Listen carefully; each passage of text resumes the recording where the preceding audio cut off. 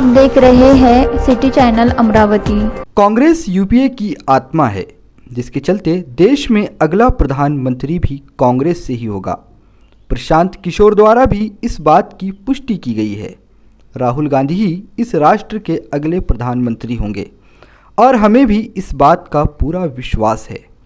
इस तरह का प्रतिपादन भारतीय राष्ट्रीय कांग्रेस के महाराष्ट्र प्रदेश अध्यक्ष नाना पटोले ने अमरावती दौरे के दौरान दिया है।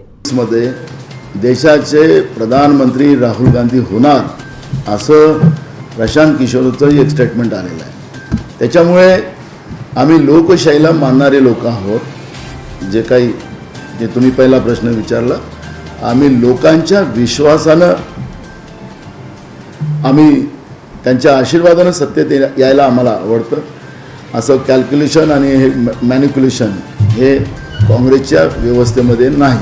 आम्ही अध्यक्ष झाल्यानंतर आम्ही आमच्या पक्षाची भूमिका मांडली। माझ्या पक्षाची भूमिका मांडायचा अधिकार मला आहे। त्यामुळे काँग्रेसने स्वबळावर लढण्याची भूमिका मांडलेली आहे। स्थानिक स्वराज्य संस्था, विधानसभा या सगळ्या निवडणुका काँग्रेस स्वबळावर लढणार ही भूमिका आमची स्पष्ट आहे। आम्हाला सोबत राहून पाठीवर सुरा खुपसायची सवय नाही। त्याच्यामुळे जे काही भूमिका आमची आहे ती आम्ही स्पष्ट मांडलेली आहे आणि त्याला निवडणुकीला भरपूर वेळ आहे। आपण अनेकदा ऐकलं आहे, मी तुम्हाला सांगतो की त्यांचं जे काही कोणी त्यांना प्रमोशन करतो आहे त्यांनी पण सांगितलं की एकदा अगर यूपीए तयार करायचं असेल तर यूपीएचा आत्मा हा काँग्रेसच राहू शकतं। हे त्यांचे प्रमोशन करणाऱ्यांनी त्यांनी मान्य केलेलं आहे। त्याच्यामुळे हे प्रश्न दुसरे काय, ते काय एका एक बोलतील दुसऱ्यांदा एक बोलतील असं थोडी आहे। त्यांनी मान्य करून टाकलं की यूपीएचा आत्मा हा काँग्रेसच राहू शकतो, दुसरा कोणीच नाही। तर त्याच्यामुळे विषय संपला आणि सोनियाजीच्या नेतृत्वाखाली एकदा नाही दोनदा यूपीएचं सरकार देशामध्ये आलं आणि सफलतेनं या देशाला पुढे नेण्यामध्ये त्यांनी काम केलेलं हे देशाच्या जनतेला माहिती आहे। त्याच्यामुळे कोणाच्या प्रमाणपत्राची गरज नाही, आम्हाला जनतेच्या प्रमाणपत्राची गरज आहे। बता दें कि एक दिन पहले ही देश के सुप्रसिद्ध राजनीतिक रणनीतिकार प्रशांत किशोर और राष्ट्रवादी कांग्रेस प्रमुख शरद पवार के बीच मुलाकात हुई थी। इस मुलाकात के बाद से ही अचानक से ही कई तरह की अटकलें लगाई जाने लगी। इसी के संदर्भ में बोलते हुए नाना पटोले ने स्पष्ट किया कि कांग्रेस देश की सबसे बड़ी विपक्षी पार्टी है। दूसरी पार्टियों के मुकाबले कांग्रेस के पास अधिक संख्या बल और अधिक कार्यकर्ता और अधिक जनाधार है। ऐसे में किसी और पार्टी के लिए प्रधानमंत्री पद का सपना देखना मुंगेरी लाल के हसीन सपनों से कम नहीं होगा। प्रशांत किशोर और शरद पवार के बीच हुई अचानक इस मुलाकात से राजनीतिक वातावरण में गर्मी पैदा हो गई है। नाना पटोले ने कहा कि कुछ लोगों द्वारा इस प्रकार की अफवाह फैलाई जा रही है कि देश में एक नए यूपीए का उदय होगा और उसके नेता राष्ट्रवादी प्रमुख शरद पवार रहेंगे। जो लोग इस तरह का झूठा प्रोपोगेंडा कर रहे हैं उन्हें पता होना चाहिए कि कांग्रेस ही यूपीए का सबसे बड़ा दल है, इसलिए प्रधानमंत्री पद पर भी कांग्रेस का ही अधिकार है। उन्होंने राष्ट्रवादी कांग्रेस को लेकर भी इशारों में अपनी बात कही। आगे कहा कि सोनिया गांधी के नेतृत्व में 2 बार देश में एक यशस्वी सरकार चलाई गई। जनता भी इस बात को जानती है। हमें किसी के प्रमाण पत्र की आवश्यकता नहीं है।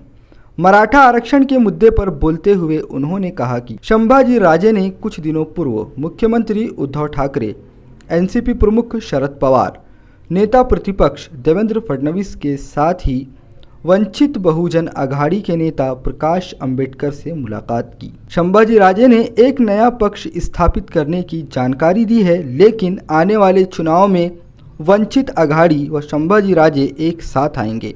इससे केवल भाजपा विरोधी वोटों को नुकसान होगा। उन्होंने कहा कि संभाजी राजे भोसले और वंचित बहुजन अघाड़ी के नेता प्रकाश अंबेडकर सेक्युलर वोटों को बांटने का काम कर रहे हैं।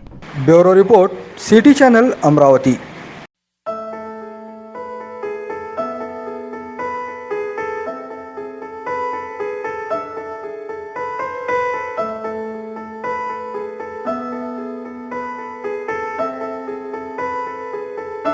आठ जून 2021 मंगलवार मुंबई उच्च न्यायालय की ओर से 2 जजों की खंडपीठ ने अमरावती जिले की राजनीति में उथल-पुथल मचा देने वाला फैसला सुनाया। पूर्व सांसद आनंद राव अड़सुल की याचिका पर सुनवाई करते हुए उच्च न्यायालय ने अमरावती जिले की मौजूदा सांसद नवनीत राणा के जाति प्रमाण पत्र को निरस्त कर दिया और कहा कि यह संविधान के साथ धोखा है। साथ ही सांसद महोदया पर 2 लाख रुपए का जुर्माना भी लगाया गया।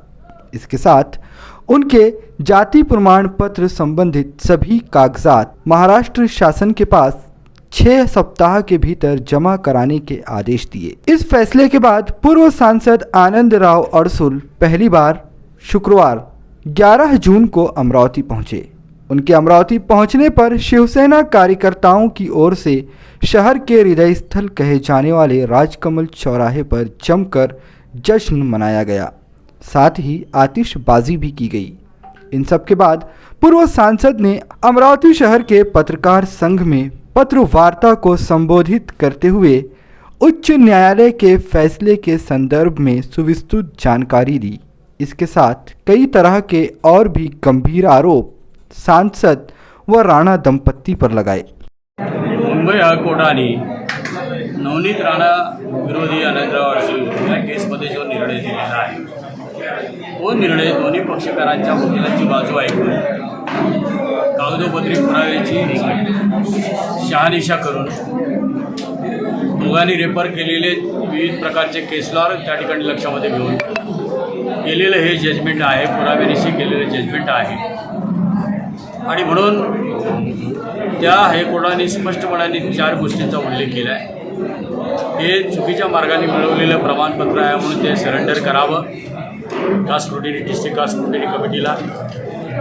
घटनेचा आपण अवमान केला म्हणून 2 लाखाचा दंड आहे तो पोलीस वेलफेअर फंडामध्ये भरावा। या ठिकाणी रिझर्व्ह मतदारसंघाचा गैरफायदा आपण घेऊन इतर मागासवर्गीयावर अन्याय केलेला आहे म्हणून तुम्ही घेतलेले जेवढे फायदे आहेत लोकसभेचे खासदार म्हणून ते सगळे भरपाई करावी अशा प्रकारचा एक अतिशय चांगला निर्णय आणि हा घटनेचा अवमान तुम्ही केलेला आहे आणि म्हणून उचित ते अधिकार त्यांनी बाकी सोडून दिलेले आहेत। त्यांनी 2 लाखाचा दंड दिलेला आहे पण सिव्हिल केस असल्यामुळे क्रिमिनलचे अधिकार आम्हाला राखून ठेवा। Bureau report city channel Amravati.